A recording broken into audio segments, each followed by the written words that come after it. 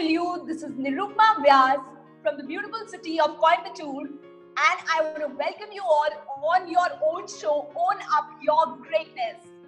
This is a show wherein you get to learn from the lives and examples of our distinguished guests that how you can own up your greatness and soar high.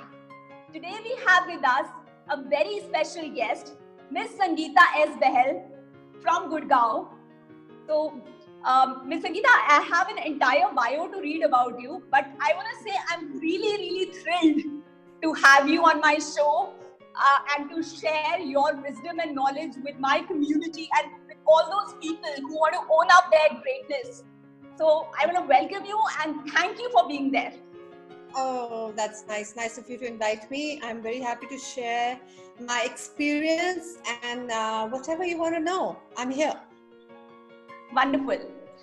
So to talk a bit about Ms. Sangeeta Bahl, she is the oldest Indian woman to have scaled the world's tallest peak, Mount Everest, at the age of 53. Other than that, she is the woman who has climbed 6 summits in 6 different continents. She is the founder, director, image consultant of Impact Image Consultants, a professional image consulting company in Gurgaon. And she is also a keynote speaker, a trainer who specializes in mentoring, coaching individuals and corporate staff. She is the author of the book Executive Etiquette Part, and she is also the Miss India finalist in the year 1985 and is an amazing mom and wife. It's a privilege to talk about you, Miss Sangeeta Bahl. Oh, thank you. Feels good. Yes, ma'am. So, ma'am, I want to know from you that time is such a limited commodity. We all have 24 hours in a day. So how do you balance so many roles, being an entrepreneur, being an adventure enthusiast, being an image consultant, a mom and a wife? How do you do that, ma'am? You know, one of the first things that I learned when I was growing up was to put down my goals on a piece of paper. Now, Yes. many people, as you know, many people, they have many things that they want to do, but they can't really do it simply because if it's not written down, it's not remembered. So Yes. This is a habit that I've had for years and years. I would write down in the night before so that I knew exactly what I was going to do the next morning. And this is a constant habit that has continued over the years. So no matter how many hats I wear or how many feathers I'm getting on my hat, right. The important thing is to be organized. If you're organized, then you can space your time in the things that you want to do. And It's the same with me. I'm an early morning riser, basically. So I managed to finish most of my work, say by 3 o'clock in the afternoon, as we are speaking now. Yes. I've done out with the day, and I would say 95% of my work that I set out to do for the day is done. And so that is the way one has to be. But the other thing that I would like to tell your viewers here is that you must prioritize. You must prioritize to see this is most important, this is like medium important, and this is not necessary. We tend to spend a lot of time doing things that are not necessary. So I think that should be cut off. Being organized is the key. Wow, what a wonderful learnings we have got. Have written goals, be more organized, and remember what not to do rather than what you need to do. Amazing learnings, ma'am. So, ma'am, next I want to know that to overcome 6 summits in 6 different continents, it would have required you extreme amount of training. And a lot of times, our mind tends to take us out of the game. So, I want to know from you that how did you tame your mind and body to overcome all these challenges? Okay. Every mountain is a project. And to climb the 6 mountains, it has taken a lot of projects. I have not succeeded the first time in at least two of the mountains. And the third one I need to finish next year to make it 7. Yes. So here again, advising of discipline. If you don't have discipline of your mind, then there is nothing that you can achieve. And here, discipline and time management go hand in hand. So, let's say, for example, if I have to exercise in the morning, I have to do it. Yes. And that's how the training has been the prioritizing moment for me. And to get through it, I had that list on the first point. And that's how I was able to not just scale mountains, but balance the rest of my life as well. And the other thing here is mind. If your mind is not strong, there is nothing in the world that will take you up to the summit, because your body literally gives up by the time you get to the summit. And this was one of those things. Absolutely, ma'am. Who else knows it better than you? So, ma'am, I just want to ask you one more thing here. Whether it is Mount Everest or any other peak performance in a person's life, each of it has got its own challenges. So, what do you think? What all things can a person can do to equip oneself to overcome all these challenges in life? Everybody has their own set of challenges. Some people do not have support system. I have been very lucky that my husband has been my greatest support, and he's been a support as far as I can say it in the video out here that you're doing, is that physically is much stronger than me, but that's also because he's a man. But on the mountain, actually, the mountain doesn't treat a man or a woman differently. So the biggest challenge I had to do was, number one, that I was getting older. My metabolism was going slower. So I had to work doubly hard. So to tell the people that nothing comes easy. If today I'm sitting here happily, quite happy, to say that, I have summited Mount Everest, it has not just come instantly. It has come with a lot of discipline. It has come with a lot of challenges, and it has come with a lot of mental strength. So if you have mental strength within you, then you can bounce back from where you've fallen. I've had other kind of challenges also to face in the mountain. Yes. That's amazing. I mean, I got a biggest takeaway from here that a mountain doesn't distinguish between a man and a woman. What a wonderful statement you made, ma'am. So, ma'am, I read somewhere that the biggest challenge you had in your life was when you were trying to scale up or you were trying to climb Mount McKinley, and you were severely injured that time.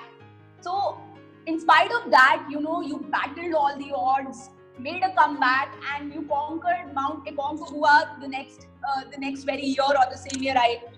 So I just want to know that what did you tell yourself at that point of time, to prepare yourself for this difficult feat that was coming in front of you? Here again, it was a question of my own personal challenge. And someone had told me that my mountaineering career was over. And I have always believed that people are going to say a lot of things, but in the end, it's self-belief that will work. And climbing mountains is a seasonal thing. Thing in the sense, like if you climb Mount Everest, is April and May. If you climb Antarctica, it's during the winter times, which is because it's the opposite hemisphere. So when I've been looking at the 7 continents that I have climbed, there has been a season and there was a pattern. And this pattern was set to conquer the mountains with that specific time in mind. As I was younger. So I wanted to capitalize the time and say, if I was going to do in 2014, this was what I was going to do. So when I got injured in Mount McKinley, and my husband was also with me, it was it was very tough for me, not just because I had got injured, but also because I had not summited. And but like the person I am, and even my mother can vouch for that, and my friends can vouch for that, I do not let setbacks ever hold me back, because I find for every problem there is a solution, not that for every solution there is a problem. So people tend to give up very easily. So what I said to myself is that once I get back, I didn't know at that time what had happened to my knee, but I knew I was grossly injured. So when I came back, I saw that I was in a bad state and I needed surgery of my knee, and which was going to put me in bed, and I was going to hold myself with the walking sticks and things like that, and I had never thought I could do that. So 3 days after my surgery, I threw my walking stick and I said, if I depend on this, then I'm never be able to stand up and do things that I have to do. So I used to get up from the bed and I used to say, I don't need any help, I will do it myself. So I used to limp and go to the toilet even at night without the help of my husband. And that really gives me strength inside. So what did I say to myself is that I will get all right. So this happened in July 2014, and I was set to climb in January 2015. And I set my mind to say that before I turned 50, and 2015 was my year to turn 50, and I said, I must at least get one more summit under my belt. And when this really happened, I was, what is going to happen? So 4.5 months after my surgery, I was doing physiotherapy, and I was trying to test myself to see if I was okay. And I never stopped doing things that I was doing. I would even go to parties with my husband with weights on my knee, and I would dress up and feel okay. But inside I knew I was not strong enough. It's only after 4.5 months I told my husband, I think I'm going to give it a go. And he said, are you crazy? How can you go and climb? And up till then I hadn't climbed that high. So I went to my surgeon and I said to him, I said, I think I should be able to go in 1.5 months. And he said, I had told you 9 months and this is not even 6 months. I said, Mr. Oberoi, Dr. Oberoi, I think I'm going to do it. And he looked and he said, you will climb with your mind. I'm sure about that. So I signed up, and with a brace, I climbed the highest at that point. This Mount Everest has just happened, but I climbed 20,847 feet with a brace. Wow. So, and also the other thing is, the person who said my mountaineering career is over, it was like a slap I gave him by sending my summit picture to him. Absolutely. I didn't have to say anything. Yes. After all, you justified your statement that every problem has a solution, and there isn't a problem to every solution. Wonderfully said, ma'am, and wonderfully articulated. Thank you. So, ma'am, next I want to know that your climb or your scaling up on the Mount Everest was laid with a purpose. You did it to raise awareness about breast cancer along with the Women's Cancer Initiative and Tata Memorial Hospital. So can you talk about it, how purpose can really drive one's passion? First and foremost, I'm a woman, and I've had a few people who have lost their lives to breast cancer. They've a family with only the males supporting the kids. And I took on this cause simply because I believed in the cause, and it was just by that I got in touch with Tata Memorial Hospital and Women's Cancer Initiative. And I said, I'm going to spread this awareness because as it is, everybody knows about Mount Everest and everybody knew I was climbing. So what else is better than spreading this message to inform the ladies about this special cause where women take everything for granted and they think nothing's going to happen to them. But here they are the cog in the wheel. If they don't look after themselves, they can't look after family, they can't look after their work, they can't look after basically everything. If a woman comes out of the house and she's, and I would say Indian women are really, really the strongest, is that's when there is a missing void which can never be filled up. And this was the best opportunity for me to take their banner right to the top of the world to say, just like I have climbed Everest with a lot of difficulty, there is a lot of difficulty in women's life, and breast cancer, people who are suffering from it, they can climb their own Everest by getting out of it with mind so strong.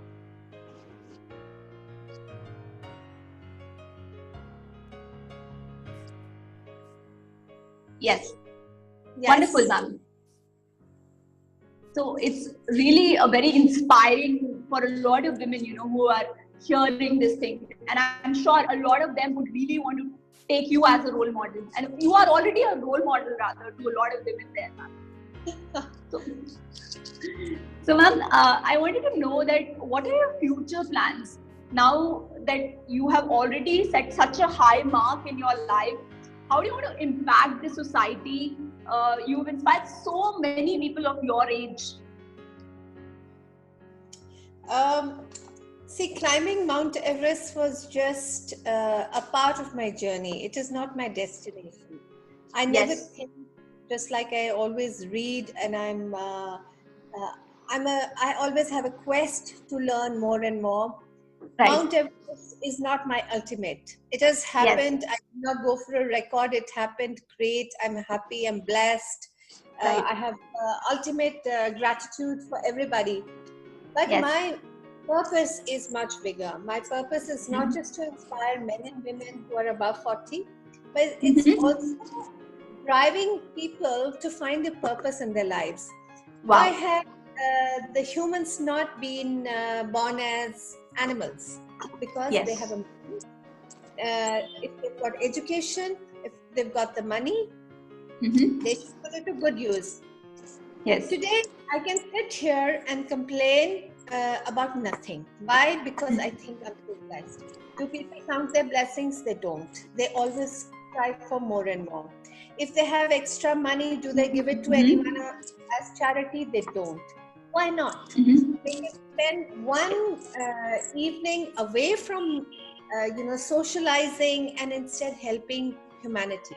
So that is my one of my biggest cause, that I want to go out and help people with whatever money that I'm going to earn from my company called Impact Mountaineering.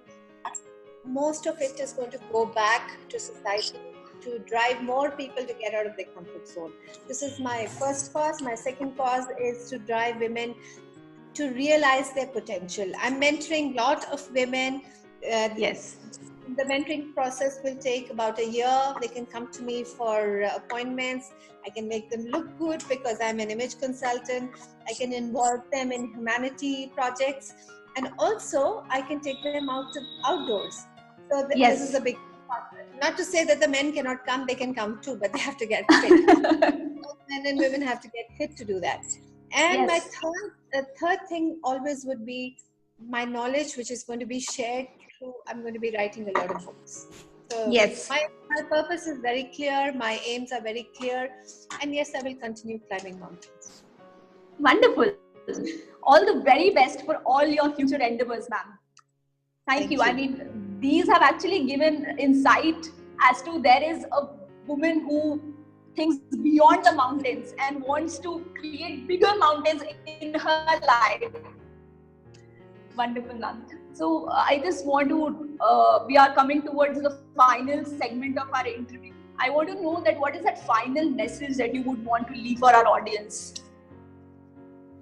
The final message here is, if you have self-confidence, and the self-confidence is the key to getting it. And self-confidence comes from self. Yes. Believe yourself, and you see your confidence soar. Be like the eagle. Be like the eagle and soar high, because everybody can do it. Wow. That's so nice. I mean, that eagle analogy is something that I'm going to take from you. Thank you so much, ma'am, for participating in this interview. It really shows that what level of commitment you have for impacting the lives of people. Thank you so much, ma'am. Thank you. Thank you. And to wrap this up, I'll say be true to yourself and life will never fail you. So what are you waiting for? Own up your greatness and soar high, because the world needs that special you. Take care. Bye-bye.